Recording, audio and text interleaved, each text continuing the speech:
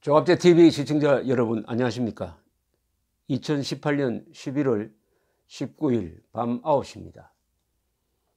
헌법은 법관의 재판에 대해서 이런 원칙을 명시하고 있습니다. 판사는 법률과 양심에 따라서 독립하여 재판한다, 이렇게 되어 있습니다. 법관은 법률과 양심에 따라서 독립적으로 재판한다. 양심, 법률, 독립, 이게 재판의 기준입니다.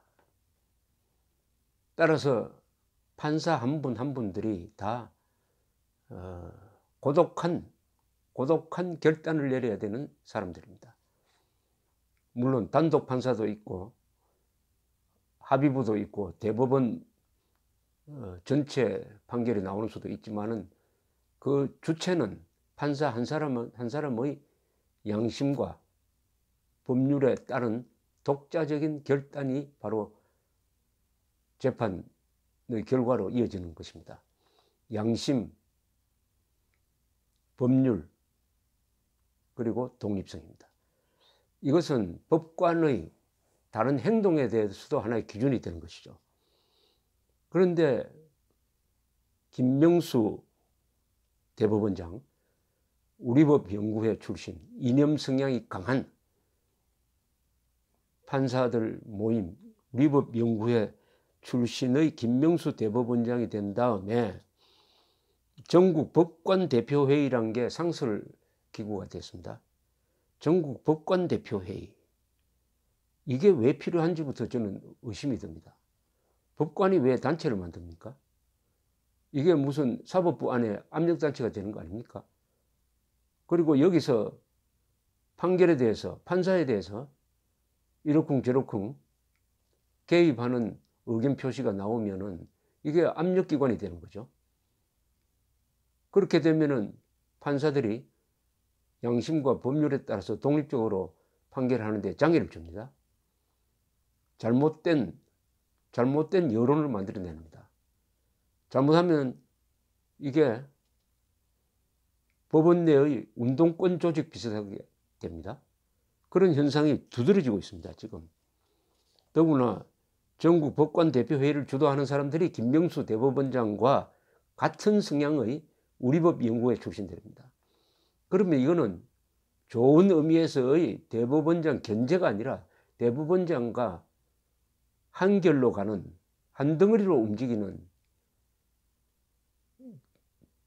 사법부 내의 말하면 친위 조직이 되는 거죠. 사법부 내의 친위 조직, 가공할 사태입니다. 그런데 오늘 고양시 사법연수원에서 전국 법관대표회의가 제2차 정기법관회의를 열고 무슨 결정을 내놓았느냐. 재판 독립 침해 등 행위에 대한 우리의 의견을 의결했는데 내용은 뭐냐. 법원 행정처 관계자가 특정 재판에 관해 정부 관계자와 재판 진행 방향을 논의하고 의견서 작성 등 자문을 해준 행위나 일선 재판부에 연락해 특정한 내용과 방향의 판결을 요구하고 재판 절차 진행에 관해 의견을 제시한 행위가 징계 절차 외에 탄핵소추 절차까지 함께 검토되어야 할 중대한 헌법 행위라는 데 대해 인식을 같이 한다, 이렇게 이야기했습니다. 그러니까 다른 판사들을 지금 탄핵하라는 의견을 한 거예요. 그런데 여기 적시된 내용, 정부 관계자와 재판 진행 방향을 논의하고 의견서 작성 등 자문을 해준 행위, 일선 재판부에 연락해 특정한 내용과 방향의 판결을 요구하고 재판 절차 진행에 관해 의견을 제시한 행위가 탄핵소추 이유가 된다는 것인데, 이걸 가지고 지금 검찰이 수사를 하고 해서 지금 재판이 진행되기 전에 있습니다. 그러니까 이런 행위에 대해서 확정적으로 이게 사실이다 하는 근거를 내세울 만한 객관적 사실이 없습니다. 재판 결과가 나오지 않았어요. 아니, 재판이 시작도 되기 전입니다.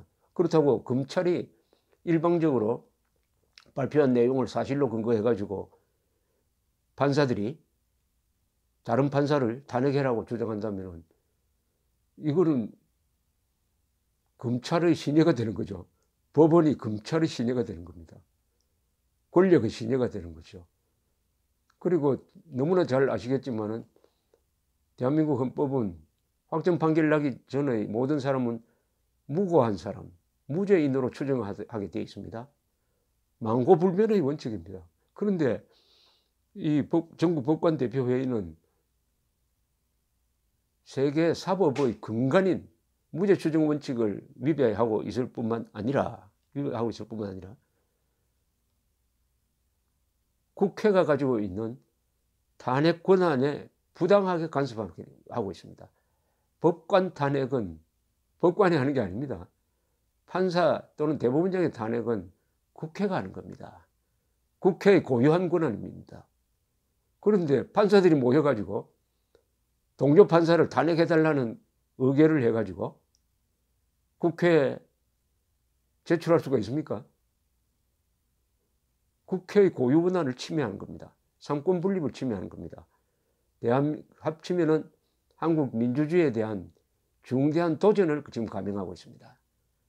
그것도 다중의 힘을 가지고, 다중의 힘, 법관이 다중의 힘으로 밀어붙이면 안 되죠.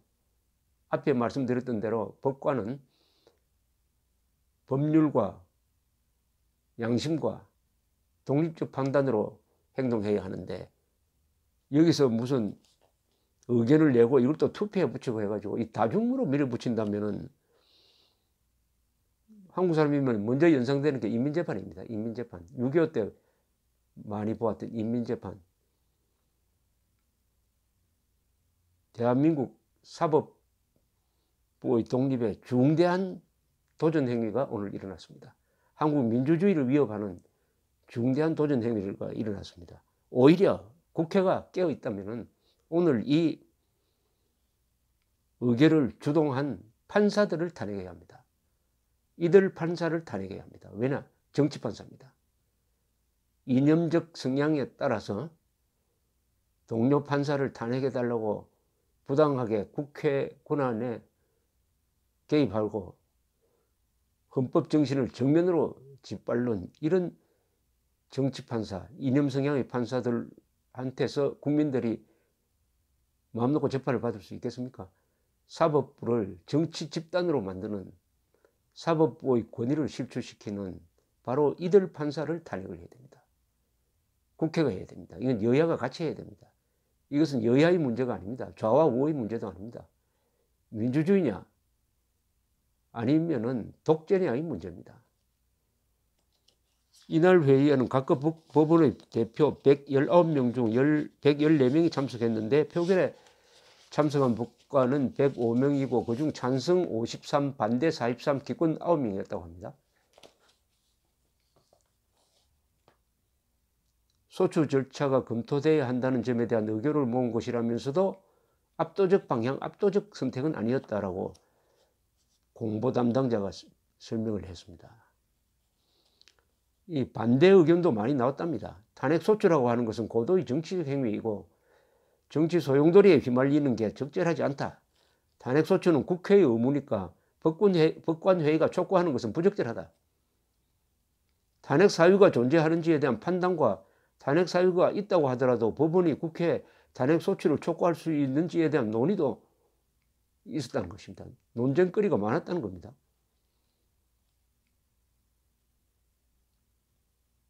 송승용 부장판사는 국회가 탄핵을 소추하고 헌법 절차에 따라 이루어져야 한다면서 구체적 소추 대상이 누군지 말하는 것 자체가 권력 분립에 반하는 것이다. 이거 무엇이 탄핵 소추가 되려면은 법률에 반하는 행위가 구체적으로 적시가 돼야 됩니다. 구체적으로 적시가 될 수 없죠. 지금 수사하고 재판이 진행 중인데. 근데 뭉뚱그려가지고 일부에서 그런 주장을 한다고, 언론이 그런 주장을 한다고, 대통령이 그런 주장을 한다고 우르르 몰려가가지고 법관들이 동료 판사를 탄핵해달라고 국회에 건의가 아니라 액을 하는 이게 무슨 모습입니까, 이게? 사법부를 운동권 조직으로 지금 만들고 있습니다. 그러니까 오늘 이 주동 판사들은 정치 판사로 규정해가지고 국회가 탄핵해야 합니다.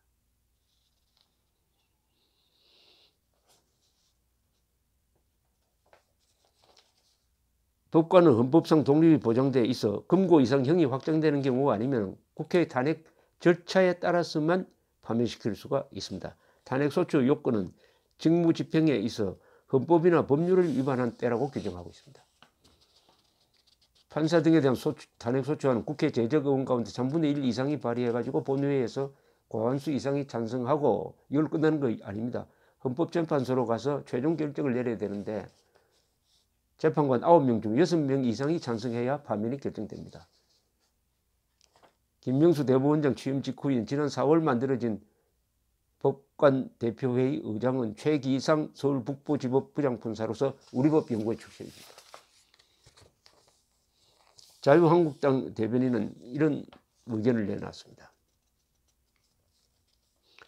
전국 법관대표회의는 이 사건에 대해 중대한 헌법 위반 행위라고 단정하는 합리적 논거가 무엇인지에 대해서 명확하게 제시하지 못하고 있다. 헌법 27조 사항은 유죄 판결이 확정될 때까지는 무죄로 추정한다고 규정하고 있다. 관련 사건은 이제 막 재판을 시작하는 단계다. 재판을 시작하기도 전에 중대한 헌법 위반 행위라고 단정하는 것은 매우 위험한 발상이다. 탄핵은 헌법이 정한 국회의 권한이다. 국민의 대표인 국회가 행정부와 사법부를 견제하도록 만든 것이다. 이런 권한 행사에 대법원장 건의기구인 전국법관대표자회의가 간섭할 권한도 없고 관여하는 자체가 삼권분립의 원칙에 어긋나는 것이다. 그러면은 가만두면 안 되죠. 민주주의 근간이 삼권분립입니다. 이것을 뒤흔들려는 법관이 있으면은 반드시 국회가 탄핵을 해가지고 사법부에서 몰아내야 합니다. 그러지 않으면은 사법부가 민주주의 수호자가 아니라 민주주의의 파괴자가 되는 겁니다. 만약 이런 판사들이 앞으로 사법부 주도권을 장악해가지고 판결을 하기 시작하면은 자신들의 이념 성향에 맞는 판결만 나오게 될 것이고, 그렇게 되면은 어디 애국자가 감옥에 가고 간첩은 풀려나고 반역이 합법화되고 헌법도 무력화되고 이런 일이 벌어지지 않을까요? 그렇게 함으로써 우리 헌법이 보장하고 있는 언론의 자유, 사유재산권의 자유 또 침해받고, 심할 경우에는 자기들 편에 서 있는 권력이 부정선거를 해도 그걸 판결해서 다 봐줘버리고, 자기들과 마음에 들지 않는 정치 세력의 잘못이 하나도 없는데도 검찰이 기소하면은 유죄 때려가지고 감옥에 집어넣고, 이렇게 되면은 한국 민주주의가 이런 판사들에 의해서 무너지게 되는 것입니다. 그것을 사전에 차단하기 위해서는 국회가 결단을 내려야 합니다. 이 윤영석 자유한국당 수석 대변인은 또 이렇게 이야기를 했습니다. 김명수 대법원장 출범 이후 전국 법관대표회의가 특정 정치 세력의 의사를 대변하고 있다는 의혹을 받고 있다. 특정 정치 세력이라면 문재인 정권이죠. 아니, 판사들이 문재인 정권의 대변인이라는 이 욕을 야당으로부터 들어서 되겠습니까? 일부 법관들이 스스로 정치의 장으로 뛰어들어오는 것이 아닌지 심히 우려스럽다. 사법부의 정치화는 대한민국의 법치주의를 형해화하는 매우 위험한 것으로 결코 허용돼서는 안 된다. 이것은 헌정질서와 관계되는 문제입니다. 헌정질서. 국회의 결단을 촉구합니다. 이념 성향의 정치 판사들이 헌정질서를 위협하고 삼권분립을 흔드는 이런 행동을 하는 데 대해서 책임을 물어가지고 이들을 국회가 탄핵 소추해야 합니다. 감사합니다.